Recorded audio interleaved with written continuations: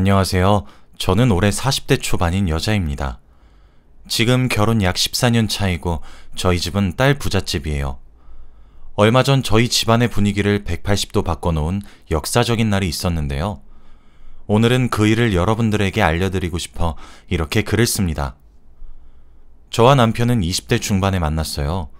서로 너무 좋았고 이 사람이 아니면 결혼을 평생 못할 것 같아서 바로 결혼을 했습니다. 연애 기간은 다른 평범한 부부들에 비해 짧은 편이었지만 저는 아직까지도 후회는 없어요. 그리고 결혼 전에는 시어머니도 너무 잘해주셨거든요. 시아버지는 남편이 어렸을 때 돌아가셨다고 했고 집안에는 아주버님과 남편 그리고 시어머니 이렇게 셋이라고 했습니다. 저희는 20대 중반에 결혼했기 때문에 돈이 그렇게 많지도 않았고 아주버님은 이미 결혼을 하시고 분가를 한 뒤라서 남편까지 집에서 나가버리면 혼자 계실 시어머니가 걱정돼 당분간은 저와 남편이 같이 살기로 했어요. 솔직히 처음에는 시댁살이가 너무 힘들까봐 걱정했는데 시어머니가 너무 좋고 배려도 잘해주셔서 결정이 더 쉬웠던 것 같습니다. 형님도 정말 좋으신 분인 것 같았고 아주버님도 무뚝뚝하시지만 그래도 다정한 면이 있는 분이셨습니다. 그리고 결혼을 한 뒤 시어머니 집에 들어가서 저희 셋이서 살게 되었습니다. 처음에는 정말 잘해주셨어요. 제가 새벽에 일찍 일어나서 아침밥을 차리려고 준비를 하고 있으면 시어머니가 나오셔서는 이런 거 안 해도 된다고 어차피 아침 먹는 사람 없다고 방에 들어가서 좀 더 자라고 했습니다. 그리고 제 손에 물 한 방울도 묻히지 않게 해주었죠. 이런 건 다 남편 시키라며 자기 아들 놔두고 뭐하냐고 하셨습니다. 정말 이 시대에 못 보는 시어머니 상이었죠. 한동안은 결혼 생활이 꿈만 같고 전생에 나라를 구했나 싶었습니다. 그런데 이런 대우는 일주일밖에 가지 않았어요. 며칠 뒤 주말에 아주버님 부부가 놀러오셔서 5명이서 저녁 식사 자리를 가졌습니다. 그런데 형님이 밥을 한 숟갈 뜨려고 하자마자 며느라, 내가 준 한약은 먹고 밥은 먹는 게냐? 라고 물으시더군요. 형님은 네 하고 밥을 먹었죠. 저는 무슨 한약인지 궁금해서 시어머니에게 어머니, 무슨 한약이에요? 형님 몸 안 좋으세요?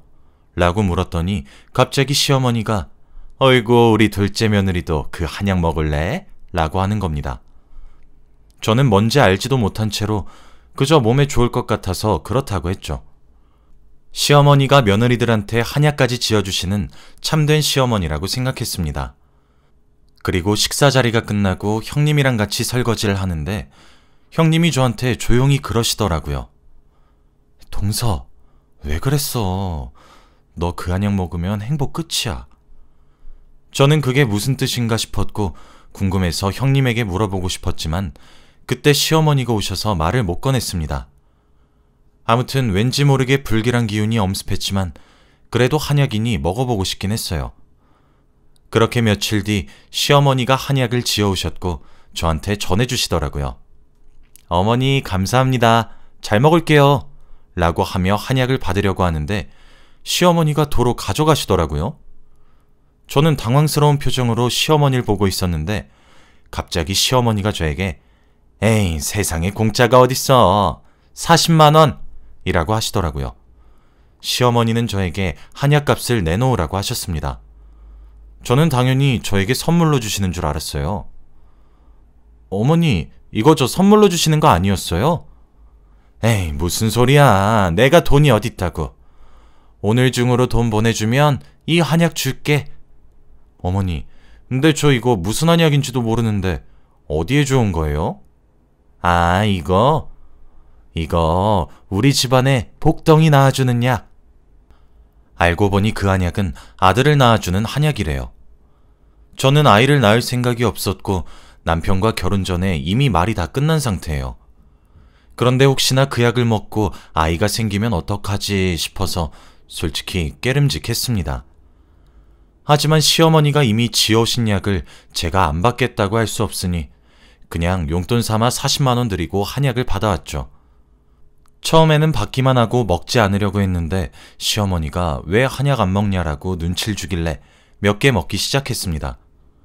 그런데 정말 이런 일이 일어날 수 있나요? 그 한약을 먹은 지 얼마 지나지 않아 저는 임신을 하게 되었습니다. 아직 20대 후반이고 아이를 낳고 싶다는 생각은 없었는데 말이죠. 솔직히 아이를 지울까도 생각했어요. 남편도 찬성했고요. 그런데 이미 저의 임신 소식을 알고 동네방네 다 소문을 내고 다니시면서 집안에 경사가 났다고 자랑을 하시는 시어머니를 보니까 차마 지우진 못하겠더라고요. 그리고 형님은 몸이 좋지 않아서 아직 아이가 없는데 제가 아이를 낳으면 첫 손주인 겁니다. 그래도 딱 한 명만 낳고 말자 하는 생각으로 아이를 낳기로 결정했죠. 역시 임신을 하니 시어머니가 저를 대하는 태도가 달라졌습니다. 결혼 초 때처럼 움직이지도 말고 손 하나 까딱하지 말라고 하셨죠. 그런데 그럴수록 형님이 바쁘게 움직이셨습니다. 시어머니는 제가 할 일을 모두 형님한테 시키셨고 거기다 구박까지 하셨죠. 너는 둘째 며느리보다 나이도 많고 우리 집안의 첫째 며느리면서 아이를 낳지도 않고 뭐하니? 라고 하시며 막말을 했습니다. 그럴 때마다 저는 가시방석에 앉아있는 기분이었죠. 그렇게 10달이 끝나고 저는 아이를 낳았는데 딸이었습니다. 솔직히 현실을 부정했어요. 아이를 품고 있을 때 의사 선생님께서 딸인 것 같다고 했지만 확실하지 않다고 했고 낳아봐야 안다고 했거든요. 그래서 마음속으로는 제발 아들이여라 했는데 낳으니 딸이었습니다. 그래도 제 아이니 저와 남편은 좋아했어요. 하지만 시어머니는 싫어하셨습니다. 집안에 여자는 도움이 되지 않고 키우는데 돈이 많이 든다고 하면서요. 그러면서 산후조리를 하고 있는 저에게 둘째를 가지라고 했습니다. 첫째를 낳은 지 얼마 되지도 않았는데 말이죠. 저는 첫째도 버거운데 어떻게 둘째를 낳나요? 남편도 시어머니를 말리면서 그만하라고 했지만 절대 아랑곳하지 않으셨습니다. 산후조리를 하고 집에 가서도 시어머니의 눈치는 계속되었어요. 아들을 낳아라, 아들을 낳아야 집안이 산다 하면서 말이죠. 그런데 말로 끝나는 게 아니었습니다. 저한테 산후조리에 좋다는 한약을 지어오셨다고 먹으라고 하신 적이 있었어요. 당연히 어른이 권유해 주시는 거니 거부하지 않고 먹었죠. 그렇게 며칠을 먹었습니다. 그런데 어느 날 몸살 기운이 있어서 병원에 가보니 대뜸 임신이라고 하더라고요. 정말 놀라서 당황스러움의 연속이었습니다. 그런데 알고 보니 시어머니가 몰래 저한테 임신이 되는 한약을 먹이고 계셨더라고요. 저한테 거짓말을 한 거였습니다. 정말 화가 나더라고요. 처음에는 아들을 강요하실 때마다 웃으면서 넘기고 말을 돌리고 그랬지만 시간이 지날수록 더 심해져서 이제는 시어머니랑 붙어있기도 싫어졌습니다. 형님은 저에게 자기 때문에 미안하다며 되려 사과를 하시더라고요. 솔직히 형님 사정도 들어보니까 이미 임신을 하려고 몇 년째 시도 중인데 마음대로 안 된다고 합니다. 그런 상황에 제가 형님한테 어떻게 쓴소리를 할 수 있나요? 저는 둘째 아이는 정말 계획에 없었던 상황이라 많이 당황스럽긴 했지만 그래도 첫째의 동생을 만들어주고 싶기도 했어서 저는 낳기로 결심했습니다. 제가 임신을 하니 역시나 제일 좋아하는 건 시어머니셨어요. 첫째한테 가서 너 남동생 갖고 싶지? 라고 하시면서 정신교육을 시키기도 하셨죠. 저는 점점 배가 불러왔고 거의 만삭대의 명절을 보내게 되었습니다.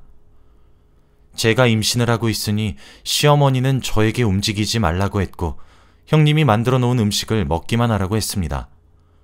저는 그럴 수 없다고 어떻게든 돕겠다고 했지만 시어머니는 말리셨죠. 그런데 화살이 형님한테로 갔습니다. 에휴, 장남한테 아들이 생겨야 계속 아들이 생긴다고 하는데 라고 하면서 말이죠. 네? 어머니, 그거 어디서 들으신 거예요? 그날 저는 충격적인 사실을 하나 알게 되었어요. 시어머니가 점집에 자주 들락날락거리신다는 거였습니다. 시어머니는 집안에 워낙 아들이 생기지 않아서 답답한 마음에 용하다고 소문난 점집에 갔대요. 그런데 거기서 하는 말이 첫째네가 아들이 생겨야 아들이 줄을 지어서 들어온다고 했답니다. 결국에는 형님이 아들을 낳아야 한다는 소리죠. 원래도 시어머니가 구박이 심하셨는데 그날따라 형님한테 말씀을 너무 지나치게 하시더라고요. 솔직히 보면서도 시어머니가 너무 심하다는 생각을 많이 했어요. 형님이 뭘 잘못하면 다 꼬투리 잡아서 아들을 안 낳아서 그렇다고 합리화하셨죠. 아주버님은 자신의 와이프가 그런 일을 당하는 게 화가 나셔서 시어머니한테 그만하라고 소리도 쳤습니다. 그런데 시어머니는 그때만 조금 잠잠할 뿐이지 결국에는 다시 구박하셨어요. 아마 제가 이번에도 또 딸을 낳게 된다면 시어머니의 구박은 저에게로 향하겠죠. 제가 만삭일 때 시어머니는 형님에게 정말 많은 아들 강요를 하셨습니다. 시어머니는 점집에 맛을 들이셨는지 일주일에 한 번은 꼭 가셨어요. 불교지만 말이에요. 점을 보러 가도 안 되고 형님을 데리고 점집에 가도 임신이 되지 않았죠. 점집에서는 조금만 노력하면 된다는 식의 말만 했습니다. 하지만 결과가 나타나지 않으니 시어머니는 답답할 노릇이었죠. 그래서 화풀이를 형님한테 하셨습니다. 네가 정성을 들이지 않고 노력을 안 해서 애가 안 생기는 게다. 한약을 먹고 체질을 바꾸라고 내가 몇 번이나 말했니? 라고 하시면서 형님을 갈구셨고 어느 날은 점집에서 몇백만 원짜리 부적을 해오셔서는 형님 몰래 형님 지갑에 넣고 옷 속에 넣고 그랬습니다. 그리고 하다못해 돈 몇백만 원을 들여가면서 형님을 굿하게 했죠. 그런데 더 웃긴 건 저한테 한약 비용을 내라고 하셨던 것처럼 굿 비용과 부적 비용 모든 것을 형님 보고 다 내라고 하셨습니다. 형님은 원하지도 않는데 말이죠. 저는 형님과 시어머니 사이에서 정말 힘들었어요. 그런데 시어머니는 형님이 노력을 안 하셨다고 했는데 형님의 사정을 들어보니까 또 그게 아니더라고요. 이미 과거에 인공수정도 해보고 시험관도 해보고 다 해봤대요. 그런데 결국에는 첫째는 유산이 되었다고 합니다. 정말 안타까웠죠. 형님도 정말 답답하셨을 거예요. 솔직히 시어머니가 저렇게 강요를 하면서 스트레스만 주시지 않았어도 임신은 됐을 것 같았어요. 점점 형님은 말라갔고 피폐해져 갔습니다. 그런데 어느 날 저희 집에서 5명이서 식사를 하는데 사단이 일어나고 말았습니다. 그날 집안 분위기가 며칠째 좋지 않으니까 저희 남편이 기분도 풀 겸 비싼 술을 들고 왔어요. 그렇게 저 빼고 다 같이 한 잔, 두 잔 걸치면서 기분이 좋아지려고 하고 있었습니다. 그런데 시어머니는 술 때문이신지 언성이 높아지셨고 결국 형님의 머리채를 잡으셨습니다. 야, 네가 며느리가 맞냐? 아들도 못 낳고 한 게 뭐가 있냐? 이렇게 못 낳을 줄 알았으면 결혼 안 시켰다. 형님도 그때 술을 몇 잔 걸치노라 조금 취하셨는지 처음으로 시어머니께 언성을 높이셨습니다. 어머니, 저도 임신하고 싶은데 마음대로 안 되는 걸 어째요? 그래도 지금까지 어머니가 하라는 대로 다 했고 저도 많이 노력했다고요. 저 더 이상 이런 집에서 못 살겠어요. 저 이 사람이랑 이혼하고 이 집에서 나가겠습니다. 며느리 안 할 거라고요. 형님은 이 말을 뱉으시고 집을 나가셨어요. 저희는 처음 보는 형님의 큰 소리에 놀라서 벙쪄 있었고 아무도 붙잡지 못했죠. 그렇게 형님은 며칠 동안 들어오지 않으셨습니다. 그리고 얼마 뒤 이혼을 했어요. 차마 아주버님한테 무슨 일이 있었는지 여쭙지 못했습니다. 아주버님은 그 뒤로 술만 먹으셨거든요. 그리고 시어머니한테 화를 잔뜩 냈어요. 어머니, 도대체 아들 그게 뭐라고 그렇게까지 해야 했습니까? 저 이혼남 만들 만큼 아들 낳는 게 중요했어요? 아들, 이왕 이렇게 이혼한 거 좋게 생각하렴. 이참에 아들 잘 낳는 며느리들이고 재혼하거라. 이 어미가 소개해줄까? 시어머니가 하시는 말은 정말 충격적이었습니다. 형님한테 미안한 마음이 하나도 없으신 것 같았죠. 시어머니의 그런 모습 때문에 아주버님은 더 망가져 가셨고 결국 알코올 중독자가 되셨습니다. 직장도 못 나갔고 결국 집에서 술만 드셨죠. 그동안 저는 아이를 출산했는데 정말 하늘의 장난인 건지 또 딸을 출산했습니다. 놀라긴 했지만 싫진 않았어요. 저는 딸이 좋았거든요. 그런데 시어머니는 이제 형님이 없으니 저를 갈구기 시작했습니다. 얼마 전 형님한테 했었던 것과 똑같이 말이죠. 이제 딸을 둘이나 낳았으니 세 번째는 무조건 아들이라며 아들을 낳자고 하시더라고요. 그러면서 부적도 몰래 숨기셨고 저한테 점집에 가자고 했습니다. 구슬하자고 몇백이나 들이자고 했는데 솔직히 그렇게까지 돈을 들여가면서 아들을 낳고 싶지도 않았어요. 저와 남편이 말려봤자 소용이 없었습니다. 저는 형님과 다르게 싫은 건 싫고 좋은 건 좋다고 확실하게 말하는 성격이라 시어머니가 구슬하러 점집에 가자고 몇백만 원 들고 오라고 하면 싫다고 거절했어요. 그런데 그럴수록 시어머니는 더욱 엄해지시더라고요. 저는 이런 상황이 너무 힘들고 괴로웠습니다. 솔직히 저와 남편 둘 다 맞벌이인데 딸 둘을 키우는 건 정말 힘들거든요. 그런데 거기다가 셋째까지 낳으라뇨. 시어머니의 아들 욕심 때문에 저희가 피해를 보는 건 너무 억울했습니다. 괘씸해서라도 아들을 낳아주고 싶지 않았어요. 그런데 어느 날 갑자기 저한테 시어머니가 한마디 하시더라고요. 늘 강압적으로 어디 가자 뭐 하자고 명령조로 말하셨던 분이 갑자기 제 손을 잡으시더니 불쌍한 눈으로 저한테 내가 어제 용하다고 하는 점집을 갔는데 집안이 잘 안 되는 게 아들이 없어서라고 하네. 내 남편이 일찍 죽고 우리 첫째 아들이 알코올 중독자가 된 것도 아들이 없어서래. 그리고 다음은 네 남편인 둘째 아들 차례라고 빨리 아들을 낳아야 한다고 하더라. 너도 네 남편이 망가지는 꼴 보고 싶지 않지? 그러니 얼른 우리 아들 낳자, 응? 너도 네 남편 얘기니까 거절하지는 않을 거 아니니? 라고 하시더라고요. 집안이 망하는 게 어떻게 며느리 탓인가요? 솔직히 저는 점집 하나도 안 믿습니다. 그런데 시어머니는 거의 맹신 수준이니까 너무 답답했죠. 그러면서 마지막으로 구슬하러 가자고 하더라고요. 저는 대충 얼머부리고 얼른 자리를 떴습니다. 집 밖으로 나와서 가장 친한 친구를 불렀어요. 그리고 제가 겪고 있는 이야기를 다 말했습니다. 시어머니가 아들 낳기를 원하셔서 구슬하러 가자고 한다면서 말이죠. 그런데 친구는 곰곰이 듣다가 저한테 근데 그거 내가 도와줄 수 있을 것 같은데? 라고 하더라고요. 저는 의외의 답변이 친구한테 나와서 굉장히 놀란 목소리로 왜? 어떻게 도와줄 수 있는데? 라고 했죠. 그런데 친구가 하는 말은 정말 놀라웠습니다. 친구의 직업은 배우예요. 무명 배우긴 하지만 제가 봤을 때 정말 연기를 잘하는 친구죠. 그런데 친구는 자기가 점쟁이인 척 연기를 해주겠다고 하는 겁니다. 그리고 제가 시어머니한테 여기가 그렇게 용한 곳이라고 꼬셔서 자기 집에 부르래요. 그러면 자기가 다 알아서 말해주겠다고 하면서요. 저는 이게 과연 될까 하면서 속는 셈 치고 친구의 말을 믿기로 했습니다. 지푸라기라도 잡는 심정으로 뭐든 해봐야 했거든요. 친구는 자신의 집을 점집처럼 꾸밀 수 있게 3일만 딱 시간을 달라고 했고 저는 알겠다고 했습니다.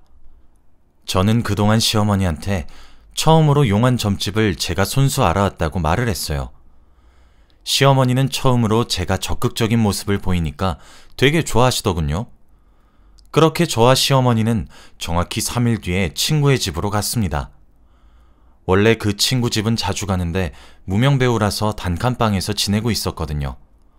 그런데 오히려 그런 곳에 가니까 더 점집의 느낌이 나는 겁니다. 그리고 친구와 초면인 척을 하면서 그 친구 집에 들어갔어요. 시어머니도 여긴 정말 용한 집인 느낌이 난다고 하면서 믿더군요. 그런데 친구는 3일 동안 자신의 집을 정말 점집처럼 만들어 놓은 겁니다. 그리고 낯선 모습의 친구를 보니까 소름이 돋기도 했고 조금 웃음이 나기도 했어요. 친구는 자신의 연기력을 이용해서 시어머니에게 말을 했습니다. 시어머니가 자리에 앉자마자 아들 손주가 나오는지 궁금해서 왔지? 라고 날카롭게 말했죠. 시어머니는 많은 점집을 가봤지만 이렇게 오자마자 꿰뚫어 보는 곳은 처음이라고 하더군요. 그러면서 저한테 대단한 집을 알아왔다고 칭찬해 주셨습니다. 시어머니는 제 친구한테 거의 울상으로 네, 맞아요. 저희 집안에 아들이 안 생겨서 문제예요. 라고 하였죠. 친구는 정말 점집에서 일하는 사람처럼 행동을 했고 보는 내내 감탄스러웠습니다. 그러면서 저와 시어머니에게 말을 했어요. 에휴, 아이고 잘못 짚으셨네. 아들이 안 생기는 건 며느리 문제가 아니라 네 아들들이 문제요. 며느리 사주에 아들이 있는데 아들 사주에는 딸을 7명 낳아야 겨우 아들 하나를 보는 사주요. 또 보니까 이미 며느리 하나가 힘들어서 도망쳤구먼. 그러니까 이제 엄한 며느리들 그만 괴롭히고 네 아들들이나 챙겨 계집애야. 저는 친구의 용기력에 한 번 더 감탄했습니다. 시어머니는 그 말을 듣고 벙쪄서 아무 말도 못 하시더라고요. 그리고 시어머니는 집에 가는 내내 아무 말도 없었습니다. 집으로 돌아오셔서는 옷도 안 갈아입으시고 바로 침대에 하루 종일 누워 계시더라고요. 며칠 동안 밥도 잘 안 드시고 하루 종일 누워 계시는 걸 보니까 솔직히 너무 심했나 싶었습니다. 그렇게 한 3일이 지나고 나오셔서는 다시 일상으로 돌아오시더라고요. 그런데 하나 바뀐 게 있었습니다. 아들 이야기는 쏙 들어갔어요. 정말 신기했습니다. 그 뒤로 시어머니는 아들을 낳으라고 강요를 전혀 하지도 않으셨고 점집도 가시지 않았어요. 저는 점집 연기를 펼쳐준 친구한테 너무 고맙다고 밥 한 끼 사주겠다고 했고 친구도 덩달아 좋아했죠. 친구의 맹연기 덕분에 저는 시어머니의 괴롭힘에서 벗어날 수 있었습니다. 지금 생각해도 정말 역사적인 순간이었던 것 같아요. 시어머니는 제 두 딸에게도 너무 잘해주시고 저한테도 잘해주세요. 아주버님도 알코올 중독 증세가 많이 나아지셨죠. 저희 집은 분가를 했고 아주버님이 시어머니와 단둘이서 살고 계세요. 그래도 두 분 다 혼자 계신 분들이라 같이 지내면 나을 것 같아서요. 저희는 아이가 점점 크고 있어서 따로 사는 게 좋을 것 같아서 그랬습니다. 이제야 마음이 홀가분하고 편하네요. 저희 딸들도 이제 사리분별은 할 줄 아는 나이가 되어서 저와 남편의 속을 썩이지는 않는답니다. 제 이야기는 여기까지예요. 들어주셔서 감사합니다.